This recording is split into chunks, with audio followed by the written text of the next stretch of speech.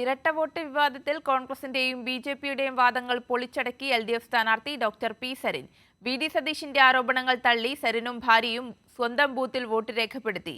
എന്നാൽ ഇരട്ട വോട്ട് ആരോപണം നേരിട്ട ബി.ജെ.പി ജില്ലാ പ്രസിഡന്റ് കെ.എം. ഹരിദാസൻ വോട്ട് രേഖപ്പെടുത്താനെത്തിയില്ല. കള്ളവോട്ട് വിവാദത്തിൽ പ്രതിപക്ഷ നേതാവ് വി.ഡി. സതീശന്റെ ആരോപണങ്ങൾ പൊളിഞ്ഞു.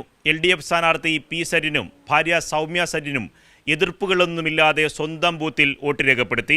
അതേസമയം കള്ളവോട്ട് വിവാദത്തിൽ ആരോപണ വിധേയനായ ബി.ജെ.പി ജില്ലാ പ്രസിഡന്റ് കെ.എം. ഹരിദാസിന് വോട്ട് രേഖപ്പെടുത്താനുമായില്ല. പാലക്കാട് 2700 വോട്ടുകൾ UDF സംഘടിതമായി ചേർത്തു എന്നായിരുന്നു ഇടതുമുന്നണി ഉന്നയിച്ച ആരോപണം. ഇത് തെളിയിക്കുന്ന രേഖകളും LDF നേതാക്കൾ പുറത്തുവിട്ടിരുന്നു. അതുകൊണ്ട് തന്നെ വ്യാജ വോട്ടർമാരെ ബൂത്തുകളിലെത്തിക്കാൻ UDFന് ആയില്ല. പലയിടത്തും LDF ബൂത്ത് ഏജന്റുമാർക്ക് ചലഞ്ച് ചെയ്യേണ്ട അവസരം പോലും ഉണ്ടായില്ല. എന്നാൽ ആരോപണം മറികടക്കാൻ പ്രതിപക്ഷ നേതാവ് ഉയർത്തിയ വാദമുഖങ്ങളും സരിനും ഭാര്യ സൗമ്യ സരിനും വോട്ട് രേഖപ്പെടുത്തിയതോടെ പൊളിഞ്ഞു. ഇരുവരും സ്വന്തം ബൂത്തുകളിൽ വോട്ട് രേഖപ്പെടുത്തി. ഒരു തരത്തിലുള്ള എതിർപ്പും UDFന്റെ ഇന്നേജന്റുമാർ നടത്തിയതുമില്ല.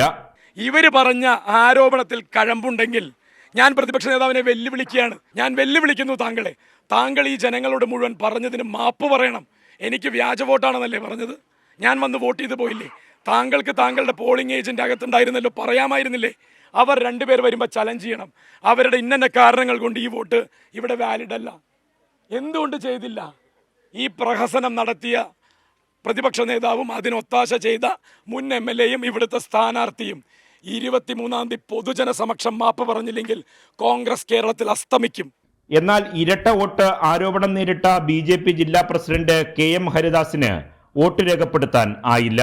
ബൂത്തിലെത്തിയാൽ LDF ഇന്നേജന്റുമാർ തടയുമെന്ന് ബി.ജെ.പിക്ക് ഉറപ്പായിരുന്നു. ഇതിനിടയിൽ കോൺഗ്രസ് പ്രവർത്തകരും പ്രതിഷേധവുമായെത്തി.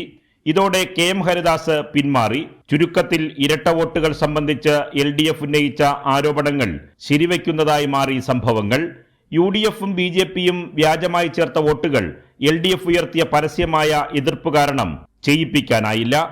കൈരളി ന്യൂസ്, പാലക്കാട്.